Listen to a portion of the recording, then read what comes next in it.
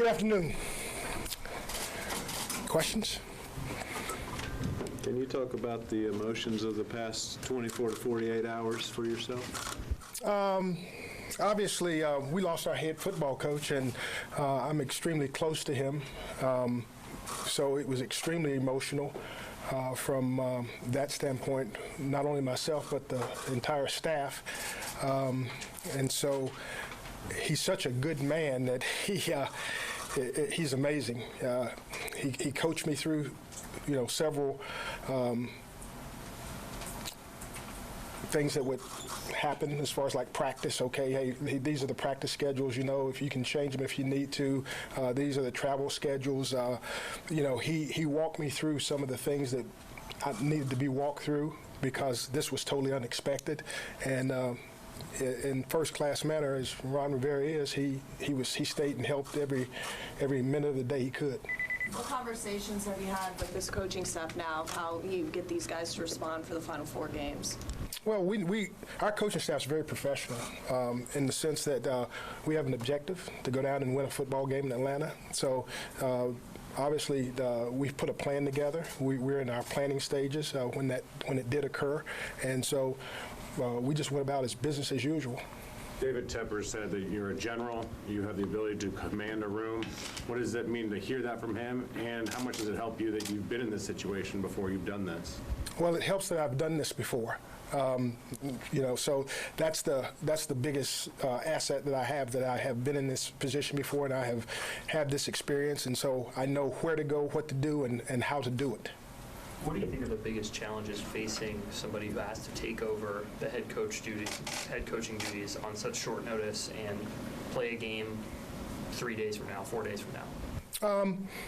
Making sure that not only the staff but the players, that we're all rowing in the same direction, because there's emotions that are involved and you have to take the emotions out of it. You have to focus on the objective, and so just making sure that I can get the team to focus on the objective. The fact that you grew up in, you were born in Cramerton, you went to high school in Belmont from Gaston County, does this mean anything extra to you, or would it make no difference whether it was here or San Diego or Dallas? Really makes no difference because, again, this is a business, and you're assigned the task of winning a football game on Sunday. What would you say you learned from the experience in Buffalo that you'll apply with this opportunity you've got now here in Carolina? Communication with offensive, defensive coordinators, training staff, equipment guys, just overall communication and touching every facet of the organization that you can possibly touch. Not only that aspect, but working with Marty, speaking with him much more frequently, speaking with David much more frequently than I'm accustomed to doing or have been doing. So just being available, making yourself available for the organization. Does this feel overwhelming right now, Perry, or because you've done this before and you've been in this business as long as you have, is this something that you feel is a pretty seamless thing you can step into? I think my prior experience helps that it does not overwhelm me. So that I'm relying on that prior experience. But I would say that it was totally unexpected. We know the NFL is about opportunities. We always talk just getting your opportunity. If you could be selfish for 1 second here, what does this mean for you in this opportunity going forward for you? Oh, it gives me an opportunity to prove it, and it gives our players an opportunity to prove it. And so that's what we're going to do. We're going to go out and prove that we can win a football game this Sunday, and then we will move to the next objective. But the NFL is about opportunity. You don't want to get the opportunity this way, but I am granted that opportunity, and I've got to make the most of that while I have this chance. Coach, what were the biggest differences for you out at practice, biggest adjustments as you had to address everyone instead of just focusing in on your DBs, make sure that everybody was doing what they're supposed to be doing? Oh, no, I had fun today. I can't say okay, instead of talking to just the DBs, I got a chance to talk to the offensive line. I got a chance to talk with the kickers and the punters. And so I had fun today in that sense that I was able to communicate and hopefully impact more than just the area that I've been coaching. So I thought it just came very natural that, the things that I saw that we needed to work on, that I spoke about those things not only to the players but the coaches. Were there any differences in how practice went, or was it the typical Panthers practice? We changed it up just a little bit. We had a very spirited practice. We had a little competition between the offense and the defense for third down, for push-ups, and so we wanted to improve in that area. We did some things to get better as a football team. We had the first offense go against the first defense for the first 2 plays of each series as a scout team look in order to get better.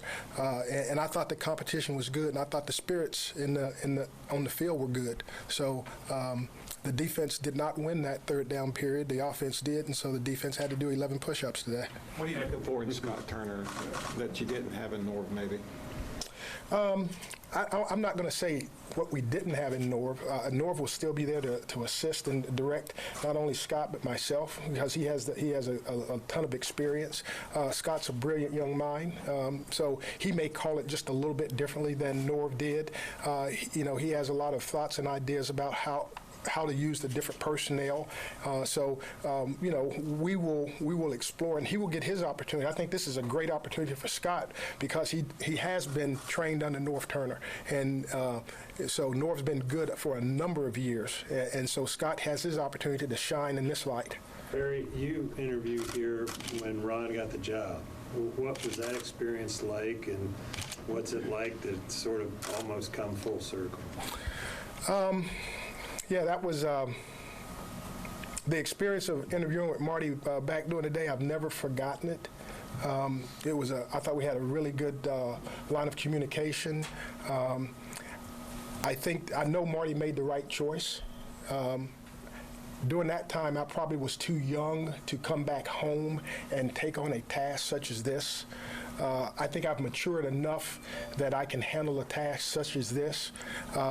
And so with that experience and being in New York and then being several other places, I think those experiences have helped me grow to become the person that's ready to lead this team at this point. It sounds like the coaches were among the first to hear from Ron after it happened. Can you kind of characterize how he talked to you, what his demeanor was like, and what that interaction was like?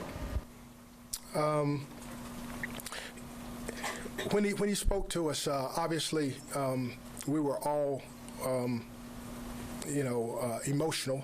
And Ron was emotional also.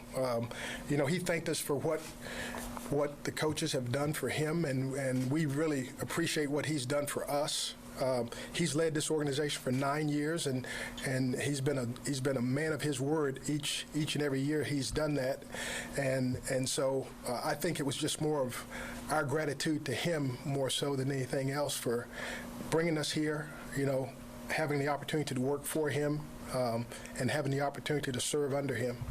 If we can go back to what you said initially about Ron kind of helping you go through some things.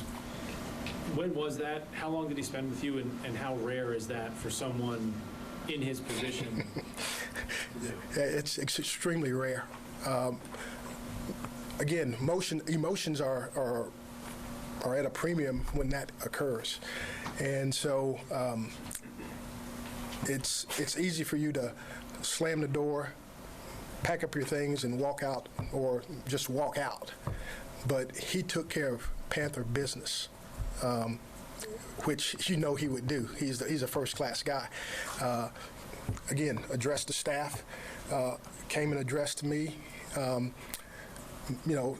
make sure that, hey, everything that we have set up, you can change, but this is where our travel schedules are. This is where this is. This is where this is. This is, he laid it all out. He probably spent anywhere from 45 minutes to maybe an hour, okay? And then I would go back in and say, hey, what about this, coach? Okay, I've got an idea about this. What do you think? So he was available. He has been available if I needed him. Harry, wanting to be a full-time head coach, the players all talked about Ron not in terms of football, in terms of how he carried himself in the organization and off the field. What kind of role model can he be to you as somebody that wants to be full-time head coach? Oh, Ron brought family and brought a sense of family and brought culture to this organization. And what he did was, his wife was available or around the players, and his daughter was available and around the players, and he taught each and every man in that room how to treat their wives and how to treat their daughters and how to be men. I can only aspire to do that, okay, and to lead men such as that, and be that confident that you could bring your family into an organization where there's 53 to 61 men, running around and show the females respect and show the people in the organization the utmost respect and then carry a culture of winning. Am I different from that? Not a whole lot different from that. I would say that I probably I don't have my family here to interact, but Ron did that, and I think that's a wonderful thing. And the players, they appreciate that. They understand that. Very question we'd probably normally ask Ron, but there's reports out there that Cam Newton is going to have surgery on his foot. Is that something that you can confirm? I know he will have a procedure sometime next week. That's about as far as I can go with it. You just mentioned how focusing right now will likely be one of the biggest challenges. I know that's easier to say. How do you go about doing that with the team this week with all that's going on? Well, I told the team that we're in a prove-it business. We play at the highest level of competition, and we're evaluated every single day. And we're really evaluated on Sundays. And no one outside of our locker room really is concerned with our problems that we have losing our head coach. That's enough to focus because we're trying to prove that we have a job right now, and we have a job to do, and and the players have a job to do. They're being evaluated, okay? So we can't tuck our tails. We can't hide our faces. We got to go out and be men and stand up, and we got to go out and win a football game. That's focus enough. You're fighting for your job. You're fighting for the opportunity to play in the National Football League. Do you happen to know who's performing Cam's surgery? I have no further information than he's having a procedure. Eric, could you describe to us what you believe your coaching style to be and how that will be evidenced as a head coach Sunday?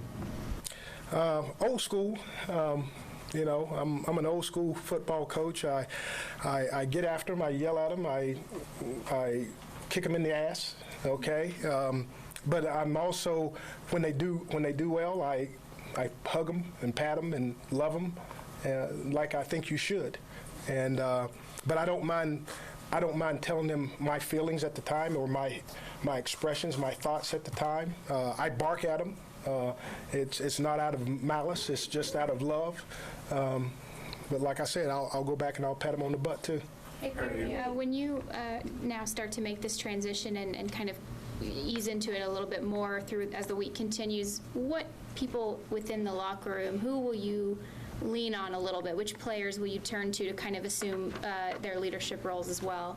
Yeah, well, we have a core group of leaders. Obviously, Luke is definitely one of those core groups of leaders. Mind you, we've lost several captains throughout the season.